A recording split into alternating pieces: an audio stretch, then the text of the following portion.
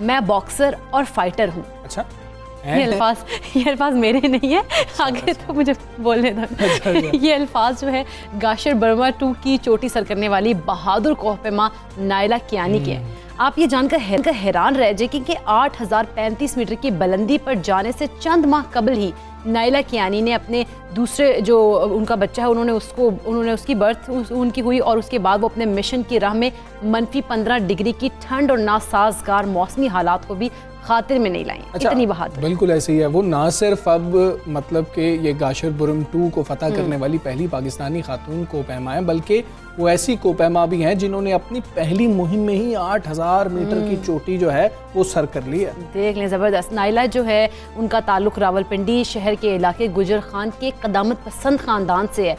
उन्हें बचपन से मुहिम जोई का शौक था और ज़माना तालिब इल्मी और अब भी वो बॉक्सिंग भी करती हैं। अच्छा, उन्होंने दुबई में भी क़याम के दौरान जो है रॉक क्लाइंबिंग और आइस स्केटिंग जो है वो शुरू की थी। तो नायला हमारे साथ ही मौजूद हैं, उनको पहले मुबारक देते हैं। बहुत शुक्रिया, अस्सलाम वालेकुम, बहुत मुबारक हो आपको ये मार्का सर करने पर। और कोपैमाई का शौक़ हमें सबसे पहले तो आप बताएं कि आपको कैसे पैदा हुआ और कितने जतन किए हैं आपने इस शौक़ के लिए। आप बॉक्सर हैं, आप फाइटर हैं, जिस तरह इकरा बता रही हैं। कोपैमाई का शौक़ तो आई थिंक कोइंसिडेंस था। जब मैंने ट्रैकिंग की थी तो अचानक से बस ख्याल आया कि क्यों नहीं ट्राई करें पहाड़ पे चढ़ना, क्योंकि बहुत बड़ा चैलेंज समझा जाता है। और इसको करने के लिए मैं पिछले 2 साल से प्लानिंग कर रही थी। लास्ट से भी प्लान था, नेपाल में था, लेकिन वो कोविड की वजह से कैंसिल हुआ, जो कि अच्छा हुआ क्योंकि उसके बाद मैंने सोचा कि पाकिस्तान में 5-8 हज़ार की पीक्स हैं, तो क्यों नहीं पाकिस्तान में ट्राई किया जाए। तो उसके लिए आई थिंक मेन कोई इतना बड़ा इशू नहीं था। एक इशू ये था कि कोई ढूंढना किसके साथ करूं, क्योंकि लोग बोलते थे आपका एक्सपीरियंस नहीं है, क्योंकि इससे पहले मैंने कोई भी पीक सर नहीं की 6000 की 7000 की। तो उसके बाद था ट्रेनिंग, क्योंकि मेरी 8 महीने की बेटी है, लेकिन जब पाकिस्तान छोड़ा था तो ये मतलब ये एक्सपीडिशन स्टार्ट हुआ था तो 6.5 माह की थी।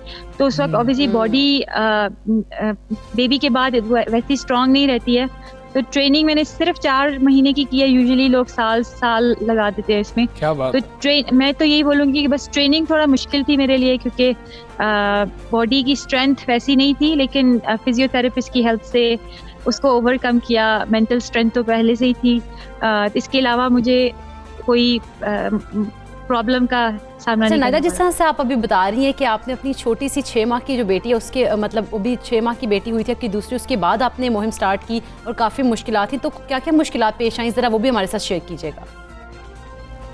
अच्छा, इस चोटी को सर करने में काफ़ी लंबा प्रोसेस होता है। 5 वीक हमें लगे हैं, स्कर्दू 5 वीक लगे हैं।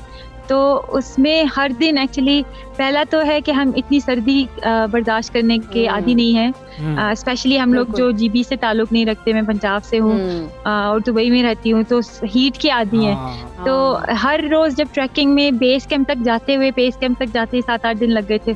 इतनी सर्दी थी कि मैं सोचती थी कि मैं ऊपर कैसे बर्दाश्त करूंगी। वो एक प्रॉब्लम था।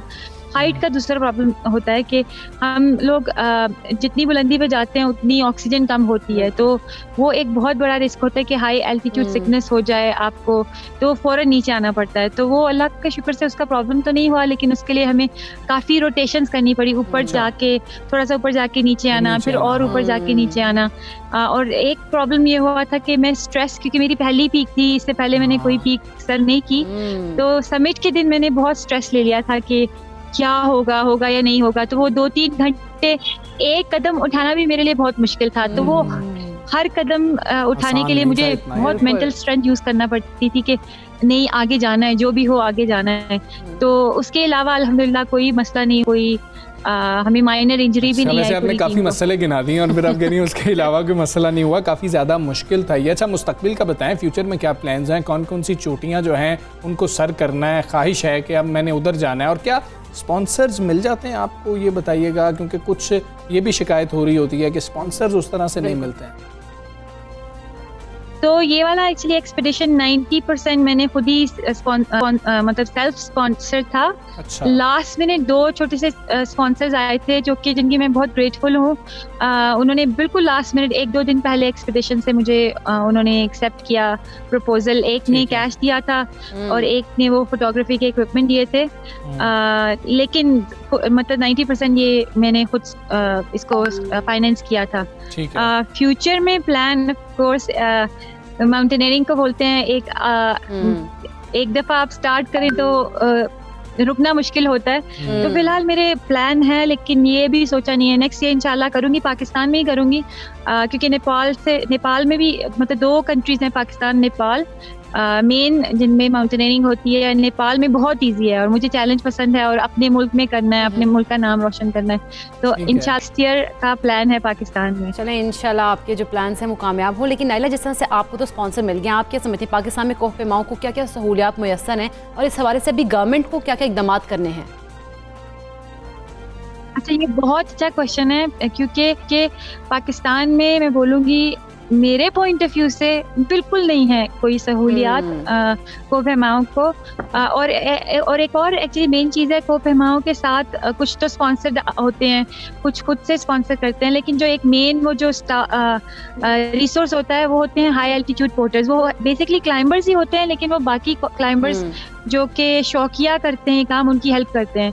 तो उनको कोई भी सहूलियात नहीं है उनका। आई थिंक हुकूमत को बहुत इस पे काम करना पड़ेगा। इंश्योरेंस जो हमारे हाई एल्टीट्यूड पोर्टर्स हैं, जो हमारे पोर्टर्स हैं, उनकी इंश्योरेंस है ही नहीं नेपाल को के साथ। जब हम उसका मुकाबला करें तो नेपाल में थाउजेंड्स ऑफ डॉलर्स, अगर अल्लाह ना करे कोई इंजरी हो जाए या कोई सीरियस इशू हो जाए तो थाउजेंड्स ऑफ डॉलर्स मिलते हैं। पाकिस्तान में सिर्फ 2 लाख मिलते हैं फैमिली को, जो कि बिल्कुल इनफ नहीं है। तो उस पर काम करना है। ट्रेनिंग हमारे जो जब फॉरेनर्स आते हैं यहाँ पे क्लाइंबिंग करने के लिए, तो यूजुअली नेपाल में क्या होता है, वहाँ पे रोप फिक्सिंग की टीम्स होती हैं, यहाँ पे कुछ भी नहीं है। तो यहाँ पे हुकूमत को चाहिए कि वो अरेंज करें हाई एल्टीट्यूड पोर्टर्स की ट्रेनिंग, ताकि क्योंकि जब मैंने ये पीक सर की है तो बहुत एम्बैरेसिंग था, कुछ भी ऑर्गेनाइज नहीं था, कोई स्ट्रक्चर नहीं था, हर कोई सोच रहा था, एक दूसरे को देख रहा था। मतलब हमारी टीम ने अली रजा सतपारा ने और सरबाज ने रोप फिक्सिंग टीम लीड की, लेकिन शुरू में कुछ ऐसा हर कोई एक दूसरे को देख रहा था कि कौन करेगा। तो इस तरह के बहुत से छोटे छोटे काम हैं जो कि हुकूमत की हेल्प चाहिए। और इसके अलावा जो कोह पेमा हैं उनको स्पॉन्सर, क्योंकि ये बहुत एक्सपेंसिव एक शौक है, स्पॉन्सरशिप फैसिलिटेशन। बिल्कुल ठीक है नाइला, अब हमें आप ये भी बताएं कि जो ख़वातीन को पैमाई का शौक रखती हैं उनको आप क्या मैसेज देना चाहेंगी, क्या पैगाम देंगे? मैं उनको ये पैगाम दूंगी कि अगर आपको कुछ करना है तो ये सोचें कि कैसे होगा। ये नहीं सोचें कि क्या क्या चीज़ बीच में रुकावट आ सकती है, क्योंकि अगर मैं अपनी एग्जाम्पल दूं तो मेरी बहुत सी ऐसी चीज़ें थी जो कि रोक सकती थी मुझे इस मिशन को करने में। सबसे पहला कि मेरा एक्सपीरियंस नहीं है, लेकिन उसके लिए मुझे पता था कि मेरे में इतनी स्किल है कि जब मुझे कोई इंस्ट्रक्शन देगा तो मैं 100% उसको फॉलो करूँगी। दूसरा ये था कि मेरी जैसे मैंने बताया मिशन स्टार्ट करते वक्त मेरी 6.5 माह की बेटी थी।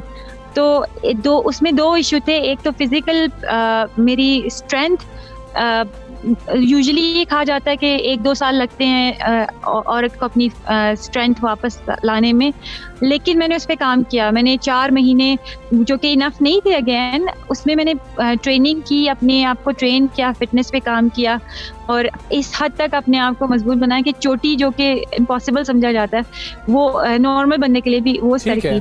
तीसरा ये था कि इतनी छोटी बच्ची को छोड़ के जाना मेरे लिए मुश्किल था, लेकिन मेरा रीजंस थे कि छोटी है तो उसको याद नहीं रहेगा, अगर बच्चे बड़े हो जाते हैं तो फिर माँ के लिए भी मुश्किल होता है बच्चों को छोड़ के जाना। ठीक है नाइला, बहुत शुक्रिया आपका, पाकिस्तान का हिस्सा बनी और गुड लक आपको फ्यूचर के लिए। और आप बड़ी बहादुर हैं वाकई, और बाकी फाइटर हैं आप, ये बात बिल्कुल दुरुस्त है। अच्छा, एक जानिब ये खबर, दूसरी जानिब दुनिया की सबसे बुलंद तरीन चोटी माउंट एवरेस्ट सर करने वाले कम उम्र तरीन पाकिस्तानी कोह पैमा शेरोज काशिफ ने दुनिया की दूसरी बुलंद तरीन चोटी K2 भी सर कर ली। बट इसके बाद पता है क्या हुआ, वो ये हुआ है कि वो K2 सर करने वाले भी सबसे कम उम्र पाकिस्तानी कोहपेमा बन गए हैं। क्या बात है, वर्ल्ड रिकॉर्ड। आप देखें ना, रिकॉर्ड्स पे रिकॉर्ड्स बना रहा है शेरोज। तो शेरोज जो है वो वैसे 11 साल की उम्र से उसने ये पहाड़ों को सर करने का शौक वैसे रखते थे। उन्होंने शुरू किया अपना काम। उनके वालिद जो हैं उनके मुताबिक शहरोज़ को पहाड़ों पर जाने का बहुत ज़्यादा शौक था और उनके साथ वो हमेशा मतलब जिद भी करते थे कि मैंने जाना है। जब वो ऑफिस ट्रिप पे गए थे ना उनके वाले साहब, तब वो गए और उसी दौरान शहरोज़ ने पहली बार किसी पहाड़ पर जाने की ख्वाहिश की थी और जिसे गाइड के साथ भेजकर पूरा भी किया गया था। शहरोज़ ने 1 साल में 2 मुख्तलिफ और दुनिया की बुलंद तरीन चोटियाँ सर करके भी एक मुनफरिद जो है रिकॉर्ड कायम कर दिया। और ये 1 साल तो हम कह रहे हैं, लेकिन ये बनते 3 महीने हैं। बिल्कुल 3 महीने के अंदर मई में जब इन्होंने माउंट एवरेस्ट सर की थी और ये सबसे कम उम्र तरीन कोहपेमा बन गए थे, तो सुबह पाकिस्तान का हिस्सा बने थे। और उसमें उन्होंने किस ख्वाहिश का इजहार किया था, क्या गुफ्तगू की थी शहरोज़ ने, वो हम आपको सुनाते हैं। दुनिया में 14,000 मीटर की चोटियां, जो कि अली सरपारा का भी ख्वाब था, तो इंशाल्लाह उस ख्वाब को लेके आगे जाएंगे। आज से जब मैं 13 साल का था, मैंने अपनी ज़िंदगी के फर्स्ट इंटरव्यू मैंने दिया था। उसमें मैंने कहा था K2 और माउंट एवरेस्ट तो मैंने करना ही करना है। तो माउंट एवरेस्ट हो गया, K2 रह गया।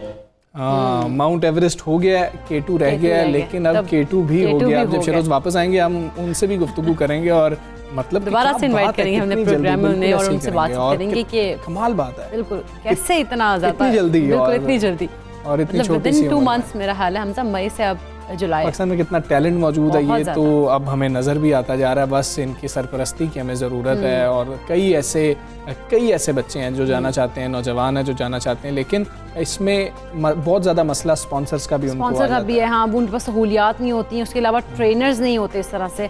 लेकिन ये है कि जो सूरत हाल अब ये इस तरह की है कि मेरा ख्याल है इन लोगों को अप्रिशिएट करेंगे और इनको इस तरह से स्पॉन्सर देना चाहिए। गवर्नमेंट को खुद बल्कि आना चाहिए इन लोगों के लिए, ताकि इस तरह के रिकॉर्ड्स में पाकिस्तान के बनते हैं। बिल्कुल ऐसी